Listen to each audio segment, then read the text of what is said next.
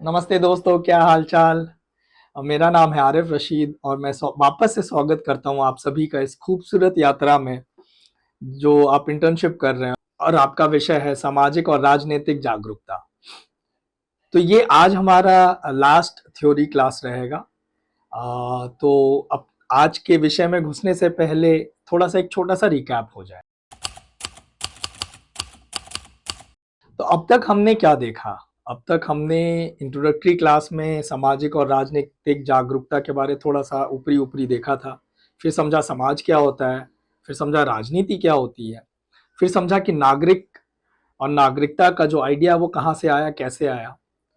और पिछले वीडियो में, लास्ट थ्योरी वीडियो में, हमने ये जाना था कि समस्याएं क्या होती है और उन समस्याओं का समाधान करने के लिए सरकार क्या करती है, कैसे योजनाएं बनाती है और क्यों योजनाएं बनती हैं, उसका इतिहास देखा था। एंड फिर अलग अलग वेरियस वेरियस स्कीम्स देखे थे हमने। हमने ये समझा था कि समस्याएं एक्चुअली वो होती है जो आपके पेट को, आपकी शिक्षा को, आपके स्वास्थ्य को सही मायने से चलने में बाधाएं प्रकट करती है। समझ और उसे आप अपने डे टू डे लाइफ में महसूस कर पाते हैं। जब ऐसी बाधाएं समाज में आती है तब जाके सरकार का काम चालू होता है, तब जाके सरकार योजनाएं बनाती हैं। इसीलिए कहा जाता है कि हर योजना के पीछे कोई ना कोई एक समस्या रहती है, इसलिए योजना बनाई गई है। फिर हमने जाना कि क्या जो समस्याएं कागज में लिखी होती हैं वो जमीनी तौर पर उसी तरह फॉलो हुआ जाता है? जनरली तो नहीं होता है। और उसे चलाने के लिए क्या करना होता है? उसे चलाने के लिए हम जैसे नागरिकों को उसके बारे जागरूक होना पड़ता है। सरकार तो योजनाएं बना देती हैं, बट योजनाएं तभी चलती है जब सिटीजन्स उसके प्रति जागरूक होते हैं। फिर हमने चार ऐसी योजनाएं देखी थी, उनके इतिहास के बारे जाना था। जो वो चार योजनाएं क्या थी? वो चार योजनाएं थी ration scheme, PDS, public distribution system, या हिंदी में बोले तो सार्वजनिक वितरण प्रणाली। उसका इतिहास था कि जब देश आज़ाद हुआ था तो कैसे भुखमरी से लड़ रहा था। एंड तब उस सरकार ने निर्णय लिया कि आ, एक जंग छेड़ दी भुखमरी के खिलाफ, और ये योजना का स्थापना हुआ जिसे हम रेशन स्कीम या पीडीएस, पब्लिक डिस्ट्रीब्यूशन सिस्टम या सार्वजनिक वितरण प्रणाली कहते हैं। उसके बाद हमने दूसरा जाना था मिड डे मील स्कीम के बारे। भूख से तो सरकार ने जंग चालू कर दी थी, बट बच्चे अभी भी स्कूल्स में नहीं पढ़ रहे थे, जो कि जब तक भारत का युवा पढ़ेगा नहीं तो भारत बढ़ेगा कैसे। उसके लिए NP, national policy for education, सरकार ने लाया था 1968 में। फिर 86 में उसमें बदलाव लाया कि अनिवार्य होता है स्कूल्स में बच्चों को पढ़ाना, लेकिन फिर भी बच्चे स्कूल में नहीं आ रहे थे। तो एक कैसे तमिलनाडु के सीएम ने पहली बार 1990s में एक छोटा सा एक्सपेरिमेंट किया था कि खाना देते हैं बच्चों को। उससे क्या हुआ? उससे अटेंडेंस बढ़ी, बच्चे स्कूल में आने लगे। परिवार जब पहले सोचता था कि यार घर पे जब सिर्फ दो ही लोगों का अनाज है तो बच्चों को कैसे स्कूल भेजे, और जबकि परिवार में 5 लोग हैं तो बच्चों को जनरली काम कमाने के लिए मार्केट में भेज दिया जाता था। जब ये मिड डे स्कीम आया तो लोगों ने सोचा कि कम से कम इस बहाने बच्चों का पेट तो भरेगा, और उसका फायदा हुआ, बच्चे एक साथ धर्म जाति सब छोड़ के एक साथ खाने लगे। दूसरा, शिक्षा मिलने लगी। और तीसरा, जब लड़की बच्ची जो होती थी उन्हें पढ़ने का उतना अनुमति नहीं होता था, बट इस स्कीम के द्वारा कम से कम लड़कियां भी स्कूल जाने लगी ताकि कम से कम पौष्टिक आहार मिल सके। लेकिन फिर भी ये योजना नेशनल लेवल तक नहीं आई थी। फिर उठा एक सवाल, सुप्रीम कोर्ट के आगे पीआईएल दर्ज किया गया कि जब गोडाउन में इतना खाना पड़ा हुआ पढ़ पढ़ के सड़ रहा है तो इसे नेशन वाइड क्यों नहीं, इस स्कीम को नेशन वाइड क्यों नहीं लागू किया जाता है। फिर सुप्रीम कोर्ट ने एक ऐतिहासिक निर्णय लिया 2001 के दौरान, और फिर ये स्कीम नेशन वाइड में देश भर में लागू हो गया। उसके बाद हमने तीसरा स्कीम देखा था जो था हेल्थ सेंटर, स्वास्थ्य केंद्र। उसके अंदर तीन चीज देखी थी हमने, प्राइमरी हेल्थ सेंटर, प्राथमिक स्वास्थ्य केंद्र, सब सेंटर, उप केंद्र, और तीसरा आशा वर्कर्स के बारे जाना था। हमने ये भी जाना कि कैसे ये हेल्थ सेंटर का आइडिया कॉन्सेप्ट हमारे देश में आया। 1946 में भोर कमेटी फॉर्म हुई थी, जिसको लीड किया था सर जोसेफ भोर ने। वो हमारे देश के लोक सेवक रह चुके हैं, तो इसीलिए उस कमेटी के रिपोर्ट को भारत का ही रिपोर्ट माना जाता है। और जब उस कमेटी ने सर्वे किया तो जाना कि यार हेल्थ सिस्टम तो है हमारे पास, बट लोग अब भी इसलिए मर रहे हैं बिकॉज ये गांव तक नहीं पहुंचा हुआ है, जिसके कारण जो मॉडल बना था वो 3 लेवल पे बना था। गांव में आपका सब सेंटर्स होंगे, उपकेंद्र होंगे, गांव के समूह के लिए प्राइमरी हेल्थ सेंटर्स होंगे, और आशा दीदी का कॉन्सेप्ट भी बाद में लाया गया। सरकार का ये मानना था कि यार गांव को डॉक्टर्स तक मत पहुंचाओ, बल्कि डॉक्टर्स को गांव तक पहुंचाओ, तब जाके कुछ समाधान निकलेगा अपने स्वास्थ्य को लेकर। और शहरों में तो हॉस्पिटल्स तो ऑलरेडी हुआ करते थे। फिर हमने जाना कि उपकेंद्र का, प्राथमिक स्वास्थ्य केंद्र का और आशा दीदी का अलग अलग काम क्या होते हैं। लास्ट में जो स्कीम हमने देखा था वो स्कॉलरशिप था। छात्रवृत्ति का के बारे जाना था, उसके इतिहास के बारे जाना था कि ये जो स्कीम आई थी क्यों आई थी। बिकॉज पहले सिर्फ और सिर्फ इलाइट लोग, जो ऊंचे वर्ग के लोग थे, उन्हीं को पढ़ने की अनुमति थी। दूसरे वर्ग के लोग नहीं पढ़ पाते थे। फिर जब अंग्रेजों का राज आया, स्कूल्स तो खुले हैं, लेकिन अगेन जो अमीर हुआ करते थे वही पढ़ पाते थे, और गरीबों का कोई लेना देना नहीं होता था पढ़ाई लिखाई से। तो इसीलिए स्कॉलरशिप्स का स्कीम लॉन्च हुआ और अलग अलग तरह के स्कॉलरशिप्स निकले। फिर हमने ये समझा आखिरकार कि बेसिकली स्कॉलरशिप वो होता है कि रेस की लाइन पे अगर जो पीछे छूट गया उसे रेस की लाइन पे खड़ा कर दे, ताकि सबका स्टार्टिंग पॉइंट एक ही हो सके। ये सब जानने के बाद अब हम आते हैं आज के दौर पे, और आज का हमारा टॉपिक है रोजगार और बेरोजगारी, कि डिग्री के बाद भी नौकरियां क्यों नहीं मिल रही है। क्या ये सिस्टम का फेलियर है या फिर हमें उतनी जागरूकता नहीं है। तो चलिए बढ़ते हैं अपने आज के टॉपिक में। तो क्या होता है रोजगार? दफ्तर चला जाना, चाहे वो सरकारी हो या प्राइवेट हो, उधर जाके बैठ जाना, क्या उसे रोजगारी कहते हैं? रोजगार मतलब ये होता है कि कोई भी व्यक्ति अपने स्किल्स का प्रयोग करके, अपने कौशल का प्रयोग करके समाज के किसी भी समस्या का सॉल्यूशन निकाल के दे, समस्या का समाधान निकाल के दे, उस समाधान के ग्रुप का हिस्सा बन सके, और जिसके लिए उसे पैसे मिले, वो होता है रोजगारी। ताकि उन पैसों से अपना जीवन अपने तरीके से, अपनी खुशी से वो जी सके। बेसिकली ये होता है रोजगारी। अब उदाहरण के तौर पे समझ लो, जैसे कि शिक्षक, टीचर्स क्या करते हैं? टीचर्स अनपढ़ को पढ़ाते हैं, शिक्षा देते हैं, ज्ञान देते हैं। तो वो एक जो प्रॉब्लम है अनपढ़ होने का, उसका समाधान के रूप में एक सोल्यूशन दे रहे समाज को, तो वो एक रोजगार हो गया। सेकेंड, यार मोबाइल हम सबके पास है, लेकिन मोबाइल बनाने वाला एक स्किल होता है ना, कौशल होती है, राइट? तो वो मोबाइल बना रहा है, वो आपके डे टू डे लाइफ का प्रॉब्लम का सोल्यूशन बन रहा है, वो एक रोजगारी हो गई। तो कब कोई भी इंसान किसी भी समाज के प्रॉब्लम्स का जब सोल्यूशन निकाल के देता हो, जिससे उसे पैसे मिले, उसे पैसे के साथ साथ इज्जत भी मिले, तो उसे रोजगारी कहते हैं। किसी भी चीज को समझने के लिए ना, मेरे मन में कम से कम ए टू जेड जब तक उस चीज का पूरा पिक्चर क्लियर नहीं होता ना, तब तक वो चीज मेरे को समझ में नहीं आती है। और ए टू जेड समझने के लिए हमेशा आपको पीछे जाना पड़ता है, इतिहास समझना पड़ता है। इसलिए मैंने पूरे इंटर्नशिप के इस यात्रा में मैंने हमेशा इतिहास से चालू किया, ताकि आज के समय को आप इतिहास से कंपेयर करके अपनी अपनी सोच समझ से, अपनी अपनी बुद्धिमत्ता से इसमें बदलाव का कुछ ना कुछ रूप ला सकें आप। तो चलिए चलते हैं इतिहास में, रोजगारी के इतिहास में, कि देश में रोजगारी का इतिहास कैसे हुआ, क्या हुआ आज तक का सफर।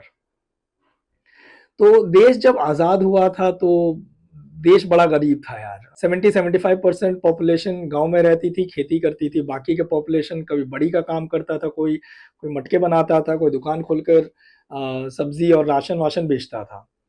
एग्रीकल्चर से, खेती से ही रिलेटेड था, लेकिन ऐसा कोई प्राइवेट वाइवेट कुछ नहीं हुआ करता था, सरकारी कुछ नहीं हुआ करता था।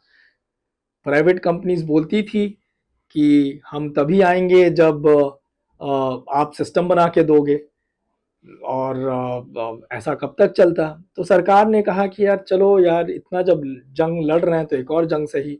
तो उन्होंने क्या किया, उन्होंने बोला कि अब हम अपनी कंपनियां बनाएंगे जिससे रोजगार मिलेंगे और बाकी अन्य फायदे भी होंगे। इसी कारण पीएसयूज का कॉन्सेप्ट आया, स्टील प्लांट्स बने अलग अलग जगहों पे, कोल इंडिया बना, ओएनजीसी बना, एक्सेट्रा एक्सेट्रा चीजें बनने लगी।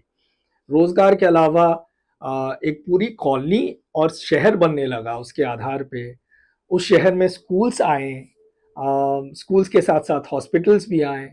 तो रोजगार के अलावा बहुत सारी अलग अलग सुविधाएं भी मिलने लगी सरकारी नौकरी के कारण। इसलिए आज के डेट में सरकारी नौकरियां बहुत ही ज़्यादा हॉट सीट की तरह चलती है कि अगर सरकारी नौकरी मिल गई तो लाइफ सेट। तब भी वैसा था, आज भी वैसा है।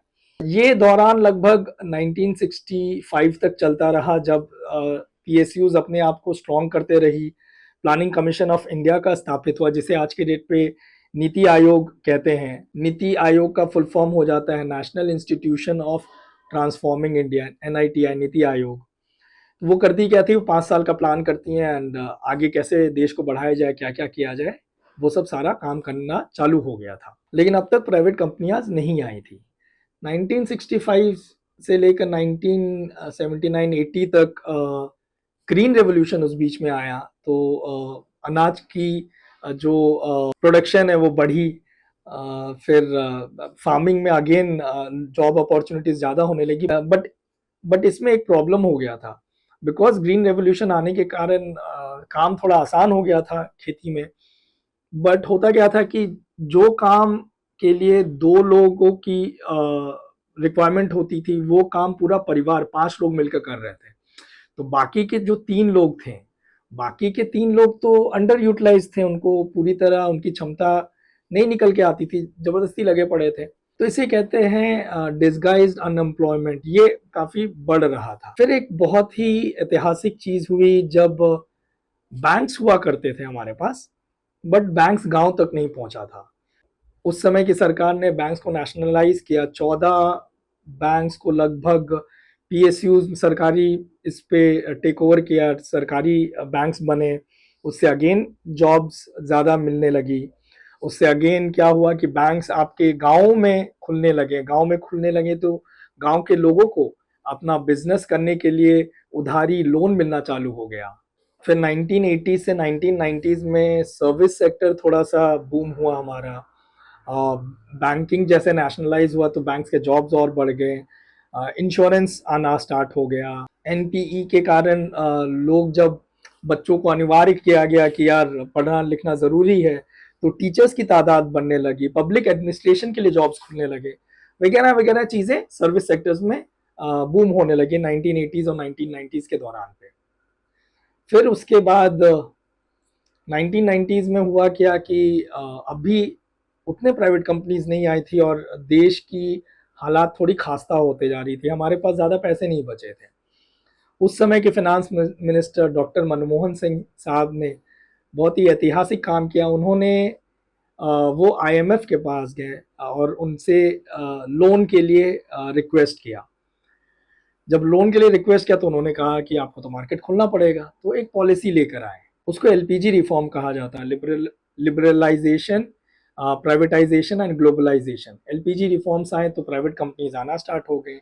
एलपीजी रिफॉर्म्स से पहले कोई भी प्राइवेट कंपनी आती थी तो बहुत सारे रूल्स एंड रेगुलेशंस होते थे देश में अपने आप को स्थापना करने के लिए। तो वो रूल्स एंड रेगुलेशंस कम हुए, उसके कारण और प्राइवेट कंपनीज आना स्टार्ट होगी। प्राइवेट कंपनीज आना स्टार्ट हुई तो मार्केट खुला तो जॉब्स बहुत ज़्यादा आने लगे। तो इसी तरह धीरे धीरे एग्रीकल्चर से हम लोग सर्विस सेक्टर की तरफ बढ़ने लगे। 2010 से लेकर 2020 में आईटी बूम हुआ था। आईटी कंपनीज आई तो यार पूरा मार्केट आईटी इंजीनियरिंग करने बैठ गया। लोगों को ऑफ साइट मतलब बाहर देश जाने का मौका मिलने लगा। तो पूरा यूथ इंजीनियरिंग करके, specially IT and computer science करके आईटी कंपनीज में घुसने लगा। लेकिन ये सारी नौकरियां ना अभी भी शहरों तक ही सीमित थी। तो ग्रोथ तो हो रहा था, बट एक अनइवन, असमानता के रूप में ग्रोथ हो रहा था। गांव में उतना अपॉर्चुनिटीज नहीं मिल रहे थे, लोग गांव से शहर की तरफ भागना चालू कर दिए थे। 2010 से लेकर 2019 में बीच में रिसेशन आया, तो फिर जैसे रिसेशन आया तो आईटी के जॉब्स की स्लम्स हुए, तो मार्केट में अनएम्प्लॉयमेंट बढ़ा। फिर वापस से इंडिया थोड़ा सा ग्रोथ की तरफ बढ़ा, जीडीपी बढ़ने लगी, ऑटोमेशंस बढ़ने लगे हैं। कंपैरेटिवली ग्रोथ स्लो था बट ग्रोथ हो रहा था। और लेकिन हाँ, अब कंपनीज के रिक्वायरमेंट्स धीरे धीरे बदलने लगी थी। अब कंपनीज डिग्री के अलावा कुछ एडिशनल स्किल्स भी चाहते थे। आपने जो ज्ञान प्राप्त किया उसके अलावा भी कुछ एडिशनल स्किल्स की रिक्वायरमेंट होने लगी थी मार्केट में। तो एक स्किल गैप वहीं से डेवलप होना चालू हो गया था। 2020 में तो पता है कोविड आया। कोविड आया तो भाई पूरे इंसान के प्रजाति को घुटने पे लाकर खड़ा कर दिया। बहुत चीज़ बदली, बहुत बिजनेस बंद हुए, बहुत सारे नए अपॉर्चुनिटीज खुल के आए। ऑनलाइन का ज़माना तो ऐसा बूम पे आया कोविड के कारण कि क्या ही बताऊं। कंटेंट क्रिएशन का पूरा एक दरवाज़ा ही खुल गया। जो सेलिब्रिटी का जो लाइन होता था कि सेलिब्रिटी मतलब बड़े बड़े लोग, वो फासला बहुत बड़ा कमज़ोर हो गया। एक मौका मिला आपको और हम जैसे लोगों को सेलिब्रिटी बनने का, छोटा ही सही बट बनने का ज़रूर मौका मिलने लगा हमें। और आज जब देखा जाए तो बहुत कुछ बदल चुका है। जब अपना देश आज़ाद हुआ था तो उस समय हमारा पूरा जो इकोनॉमी चलता था वो खेती पे चलता था। अगेरियन इकोनॉमी बोलते थे उसे। उस समय 75% उसी पे निर्भर करता था हमारा देश। अगर आज देखा जाए तो वो 75% 42% पे घट के आ चुका है। मैन्युफैक्चरिंग में आपका लगभग 25% है और 33% सर्विस सेक्टर से इकोनॉमी बन रही है। तो ये हो जाता है हमारे देश के जॉब का एवोल्यूशन, जॉब मार्केट का एवोल्यूशन, कि कैसे जॉब खेती से अभी बढ़ के सर्विस सेक्टर की तरफ चल पड़ा है। और बीच में हमने ये भी जाना है कि यार आजकल की कंपनियां ना स्किल ढूंढ रही है। तो ये होता क्या है यार स्किल, मतलब क्या डिफरेंस है डिग्री और स्किल में? डिग्री हो गया काफ़ी नहीं है। पहले हुआ करता था कि किसी भी विषय में आप जाओ, उस पर ज्ञान प्राप्ति करो, डिग्री मिल गया, प्रूफ कि हाँ आपको एक कागज में डिग्री क्या होती है, कागज में लिखा रहता है कि इस बंदे को सो एंड सो विषय के बारे पता है, उसने डिग्री हासिल कर ली, उसका प्रूफ है। तो डिग्री वो हो जाता था और उससे पहले नौकरियां मिल जाती थी। बट आज के डेट में डिग्री के साथ साथ कुछ और स्किल्स भी जरूरत पड़ जाती है। तो ये स्किल्स होते क्या है? स्किल को अगर आसान शब्दों में समझे तो किसी भी काम को बखूबी से करने की क्षमता। अब आपने ज्ञान तो प्राप्ति कर ली है और उसके बाद आपको उसी चीज को लोगों को बताना है। टीचिंग स्किल्स है, एक्सप्लेनेशन के स्किल्स होते हैं, वो आना चाहिए। आपने ज्ञान प्राप्ति करके प्रॉब्लम को सॉल्व करने का समझ तो है, बट वो समझ को अपने शब्दों में जाहिर करके बताना, वो आना चाहिए। That's called communication skills. उससे पहले जो हमने समझा था वो एक्सप्लेनेशन या टीचिंग स्किल्स हो जाते हैं। अपने विचार को अच्छे से लिखना, उस वो राइटिंग स्किल्स हो जाते हैं। टेक्नोलॉजी में कंप्यूटर के बेसिक्स तो आने ही चाहिए। लेकिन स्किल्स मतलब सिर्फ कंप्यूटर नहीं होता है। आप जो सोशल मीडिया में ऐसे लाइक डिसलाइक करते रहते हो, तो उसका कहीं ना कहीं रिपोर्ट तो कहीं जाता होगा, डेटा तो जनरेट होता होगा। तो उस डेटा को समझ के कि क्या चल रहा है क्या नहीं चल रहा है, उसको एनालिसिस करना, वो भी आज के डेट में बड़ा एक स्किल हो जा रहा है। डेटा एनालिसिस का स्किल हो जाता है। तो एक्सेट्रा एक्सेट्रा बहुत सारे स्किल्स मार्केट में आज के डेट पे जरूरत पड़ रही है। स्किल गैप के साथ एक और दुविधा जो हो जा रही है कि मानो अगर कोई साइंस का स्टूडेंट है तो उसे पता है कि वो या फिर इंजीनियरिंग या डॉक्टर की तरफ जाए बढ़ेगा। लॉ का स्टूडेंट है तो लॉयर करेगा। लेकिन आर्ट्स करके आप लॉ कर सकते हो बाय द वे। फिर कॉमर्स का स्टूडेंट है तो उसे सीए या अकाउंटेंट का रोल मिल सकता है। और आर्ट्स कहाँ है, कहीं भी घुस सकता है। ये बहुत बड़ी अपॉर्चुनिटी है आप लोगों की। ये कमजोरी नहीं है कि आर्ट्स कहीं पर भी घुस सकता है, सिस्टम में कहीं पर भी शामिल हो सकता है। बट अब सवाल उठता है कि क्या आपको इस रोड मैप के बारे में पता है क्या? वो जानेंगे नेक्स्ट विषय में जानेंगे, मतलब टॉपिक में जानेंगे आज ही के वीडियो में। बट उससे पहले ये स्किल गैप को कवर कैसे करें, स्किल गैप को के ऊपर काम कैसे करें, ये थोड़ा समझते हैं। देखो एक चीज याद रखना, पूरी दुनिया से झूठ बोल लो बट खुद से झूठ मत बोलना। जिस दिन आप खुद से झूठ बोलना स्टार्ट कर दोगे ना, नीचे की ओर बढ़ जाओगे। तो आपको ये तो पता है कि स्किल होता क्या है। आप खुद से पूछ के ये समझ सकते हो कि आप फिलहाल कहाँ खड़े हो। आप में ऐसी क्या कमी है जिसके ऊपर आप काम कर सकते हो, एक ग्रोथ के ऊपर काम कर सकते हो। तो ये जब सवाल आप पूछोगे ना, तो आपको खुद समझ में आपका कौन सा ऐसा फील्ड है जिसमें आपको मन लगता है, और ये जब काम करोगे ना आप, तो आपको खुद समझ में आ जाएगा कि किस दिशा की ओर बढ़ना है। और ये स्किल गैप को कमी करने के लिए ही आज के डेट में आप इंटर्नशिप भी कर रहे हो, राइट? कि ज्ञान तो मिल रहा है, बट यार मार्केट में एग्जैक्टली कैसे काम किया जाता है वो समझ रहे हो। तो ये स्किल गैप का एक बहुत बड़ा यात्रा पे आप चल बैठे हो। वॉलंटियरिंग कर सकते हो, किसी प्रोजेक्ट के काम पे आप हाथ बटा सकते हो कि वो प्रोजेक्ट काम कैसे कर रहा है। ऑनलाइन कोर्सेज कर सकते हो अपने स्किल्स को और बढ़ाने के लिए, एक्सेट्रा एक्सेट्रा बहुत सारी चीज़ें हैं। आज के डेट में अगर कोई कहता है कि यार मेरे पास पैसे नहीं है और इसलिए मैं नहीं काम कर पा रहा हूँ या नहीं पढ़ पा रहा हूँ, तो मेरे ख़्याल से उस बंदे में शायद वो नीयत नहीं है। बिकॉज़ मोबाइल तो सबके पास है, इंटरनेट तो सबके पास है, और मोबाइल ऐसी चीज़ है, इतनी बड़ी ताकत है इंटरनेट, इतनी बड़ी ताकत है, अगर आप वो रियलाइज़ कर लोगे तो फिर आपको कोई नहीं रोक सकता अपने मंज़िल को पाने में। तो इसका सही इस्तेमाल करें एंटरटेनमेंट के अलावा। और जब आपको ये समझ में आ जाता है कि किस पर्टिकुलर एरिया में आपको काम करना है, तो उस गैप को फ़िल कैसे करें? उसको काम करने के उस पर्टिकुलर एरिया में काम करने के लिए ना, स्किल गैप को कवर करने के लिए 4 स्टेप्स होते हैं। पहला ऑब्जर्वेशन, देखना और समझना। दूसरा लर्निंग, लर्निंग मतलब ऑब्जर्व करने के बाद आपने क्या सीखा है। तीसरा प्रैक्टिस, प्रैक्टिस बोले तो जो भी आपने सीखा उसको बार-बार प्रैक्टिस करना। और चौथा हो जाता है कि प्रूफ, जो आपने प्रैक्टिस करने के बाद आप दिखाओ कि हाँ, मैंने ये देखा, ये समझा, ये सीखा, इसको प्रैक्टिस किया, मैंने प्रैक्टिस करने के बाद ये निष्कर्ष इस जगह पे इस प्रोजेक्ट पे काम भी किया, उसका प्रूफ, पोर्टफोलियो बनाना बेसिकली। जैसा मैंने कहा था कि यार आर्ट्स के बच्चे कहीं पर भी घुस सकते हैं, तो हमारे पास ना ये जो ऐसा ऐसा है, ये विज़न नहीं है हमारा, हमारा रोड मैप ऐसा नहीं है, हमारा रोड मैप ऐसा है, आप कहीं भी घुस सकते हो। तो सबसे पहला आपका इंडस्ट्री हो जाता है एजुकेशन। बहुत ही अनफॉर्च्यूनेट है कि एजुकेशन इंडस्ट्री अब एक मतलब एजुकेशन एक धंधा हो चुका है देश में। स्वास्थ्य एक धंधा हो चुका है। उसका रीज़न ये है कि सारा काला पैसा, व्हाइट मनी हो रहा है इसी 2 फील्ड के द्वारा। बहुत सारे करप्ट लोगों का पैसा यहीं पर लगाया हुआ है। तो इसीलिए ये महँगा होते जा रहा है दिन बर दिन, और कहीं कैपिंग लग भी नहीं है। वो अलग टॉपिक है, उस पे फिर कभी बात करेंगे।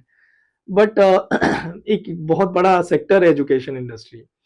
एजुकेशन इंडस्ट्री में आप कर क्या सकते हो? आप कंटेंट लिख सकते हो, आप करिकुलम डिज़ाइन कर सकते हो। आप स्कूल्स में 15 लाख स्कूल्स एंड कॉलेजेस हैं यार, उसके ऊपर हैं। तो आप वहाँ पे एडमिनिस्ट्रेशन का रोल कर सकते हो, आप काउंसलर बन सकते हो, आप ट्रेनिंग दे सकते हो, तो वगैरह-वगैरह बहुत सारी अपॉर्च्युनिटीज़ आ जाती हैं। अब इसके लिए क्या-क्या स्किल्स की रिक्वायरमेंट होती है? इसके लिए आपको सब्जेक्ट की क्लैरिटी चाहिए, इसके लिए आपके कम्युनिकेशन एंड राइटिंग स्किल्स अच्छे होने चाहिए, और अपने ज्ञान को बताने का तरीका, एक्सप्लेनेशन एंड टीचिंग स्किल्स अच्छे होने चाहिए। तो ये एक पहला इंडस्ट्री हो गया। दूसरा हो जाता है हमारे डेमोक्रेसी का चौथा स्तंभ, मीडिया। मीडिया में भी मीडिया सिर्फ जर्नलिज्म नहीं होता है, पत्रकारिता नहीं होती है। उसके अलावा भी बहुत सारे अपॉर्च्युनिटीज़ होते हैं। उसमें भी आप अगेन कंटेंट डिज़ाइन कर सकते हो। एग्ज़ाम्पल के तौर पे अगर मैं बताऊँ, कुछ मीडिया हाउसेस लाइक छोटे-छोटे हाउसेस हैं, the print, scroll, the wire, news laundry, ये सब छोटे-छोटे हाउसेस हैं जो फैक्ट चेकर्स को, जो जो न्यूज़ चल रही है मार्केट में उसका फैक्ट चेक करना, उनको हायर किया जा रहा है। एविडेंसेस हैं, न्यूज़ आर्टिकल्स में निकले हैं ये सब सारी चीज़ें। फिर कंटेंट, अगेन कंटेंट लिखना आना चाहिए, कंटेंट आप लिखना आना चाहिए, तो उसके लोगों को हायर किया जा रहा है। स्क्रिप्ट राइटर को हायर किया जा रहा है, सोशल मीडिया मैनेजर्स को हायर किया जा रहा है। तो वेरियस वेरियस अपॉर्चुनिटीज़ इस इंडस्ट्री में भी आए हैं आर्ट्स के लोगों के लिए। और इसके लिए स्किल्स क्या चाहिए? वही राइटिंग, रिसर्च, रिसर्च करना आना चाहिए आपको, लॉजिकल थिंकिंग होनी चाहिए आपकी। तो ये सारे स्किल्स यहाँ पे रिक्वायर होते हैं। तीसरा हो जाता है एनजीओज़, जिसमें मैं फ़िलहाल जुड़ा पड़ा हूँ, कोलैब कर रहा हूँ बहुत डिफरेंट डिफरेंट एनजीओज़ के साथ। तो इसमें आप क्या कर सकते हो? इसमें आप मार्केट रिसर्च कर सकते हो, सर्वे कर सकते हो, अवेयरनेस बढ़ा सकते हो, डेटा कलेक्ट कर सकते हो, गवर्नमेंट स्कीम इम्प्लीमेंट हो रहा है कि नहीं, वो सब सारी चीज़ें चेक कर सकते हो। तो इसमें भी बहुत सारी फील्ड्स हो अपॉर्च्युनिटीज़ हो जाते हैं। अपॉर्च्युनिटीज़ जैसे कि field coordinator, programme manager, project officer, etcetera etcetera. और चौथा हो जाता है एचआर। एचआर एक ऐसी चीज है जहां पर एक्चुअली सिर्फ आप एचआर एमबीए किए हो तब जाकर नहीं होता है। मैं खुद अपने पर्सनली एक दोस्त को जानता हूं जो इंजीनियरिंग करके एचआर में बहुत अच्छा नाम कमाया है। उसमें करना क्या होता है, हायरिंग, मतलब जॉब हायरिंग के अलावा आप लोगों के कॉन्फ्लिक्ट्स को रिजॉल्व करने की काम कर सकते हो, ट्रेनिंग दे सकते हो, लोगों का परफॉर्मेंस ट्रैक कर सकते हो। बहुत सारी अपॉर्चुनिटीज इस जगह पे भी आ जाती है। तो आर्ट्स के बच्चों के लिए ना ऐसा रोड खुला पड़ा रहता है, बट जागरूकता होना मांगता है। अपार्ट फ्रॉम सरकारी नौकरी, ये सब सारे अपॉर्चुनिटीज भी आपके पास आ ही आते हैं। और सरकारी नौकरी में तो बहुत सारे ऑप्शंस आप लोगों को पता ही होंगे, IAS, IPS, administrative, civil services, banks, etcetera etcetera, बहुत सारी चीजें हैं सरकारी ऑफिस में। बट वहां पे सीट कम है और कंपटीशन बहुत ज्यादा है, और ये हमेशा रहेगा। ऐसा नहीं है कि सिर्फ आज ही के दौर पे, जब मैं पढ़ के निकला था तब भी वही था, जब पिताजी पढ़ के निकले तब भी वही था। क्योंकि जिस रेट से जॉब्स क्रिएट होते हैं मार्केट में, उससे कई ज्यादा रेट से हमारी आबादी बढ़ रही है। तो जॉब क्रिएट हो रहे हैं इतना 10 और आबादी बढ़ रही है 20, तो 10 लोग तो बेरोजगार रहेंगे, या फिर वो अपना नया जॉब क्रिएट करें या फिर किसी तरह छोटे मोटे मिलियन जॉब्स करते रहें।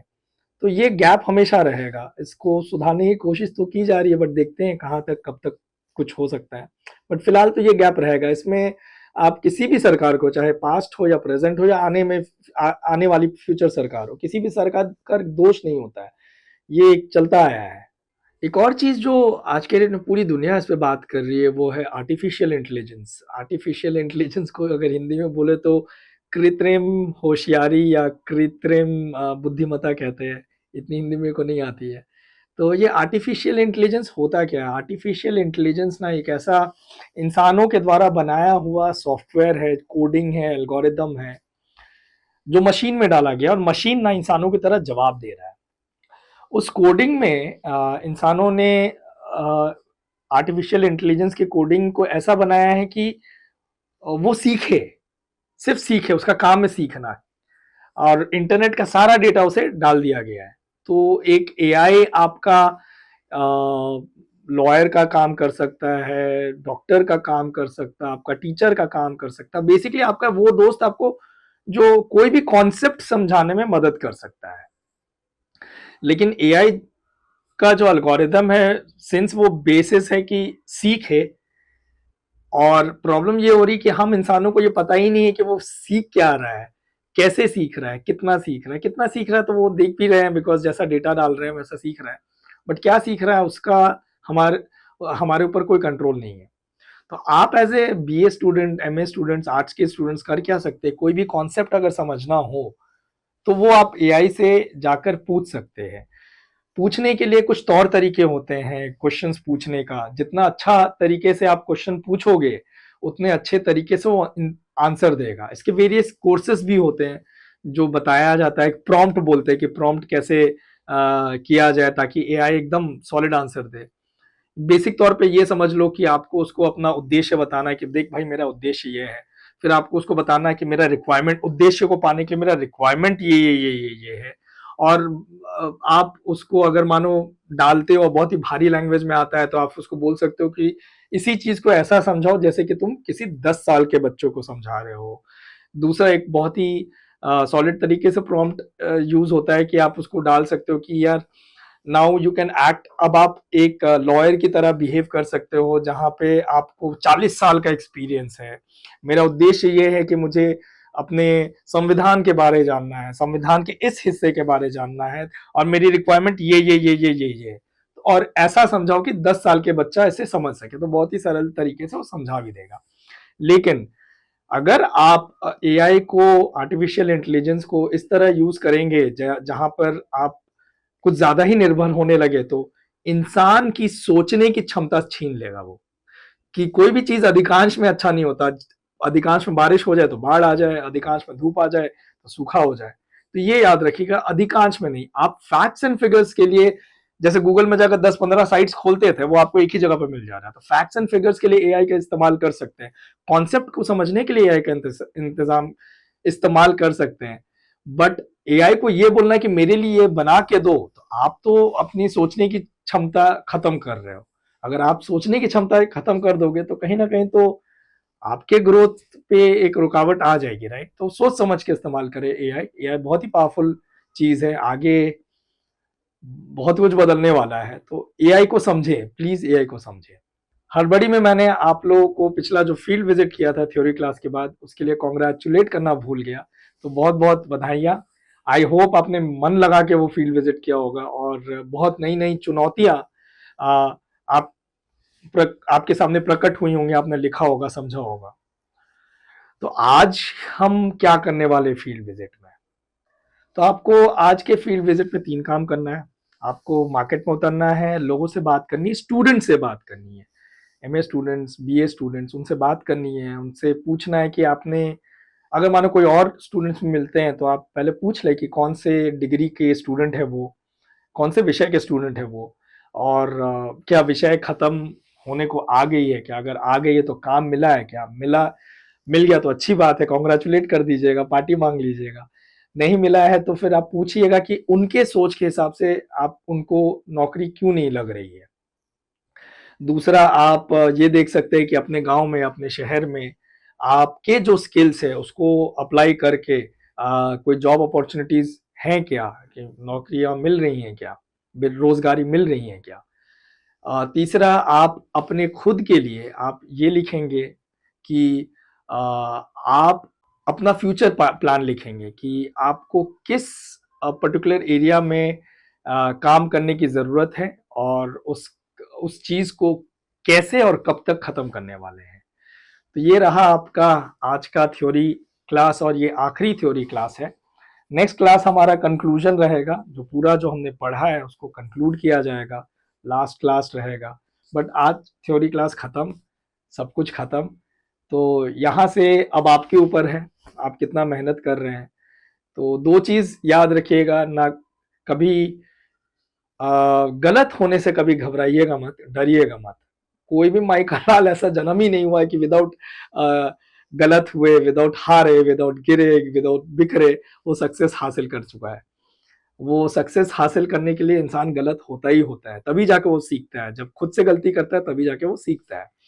तो गलत होने से कभी मत घबराइएगा, और दूसरा, मेहनत करने से कभी मत घबराइएगा।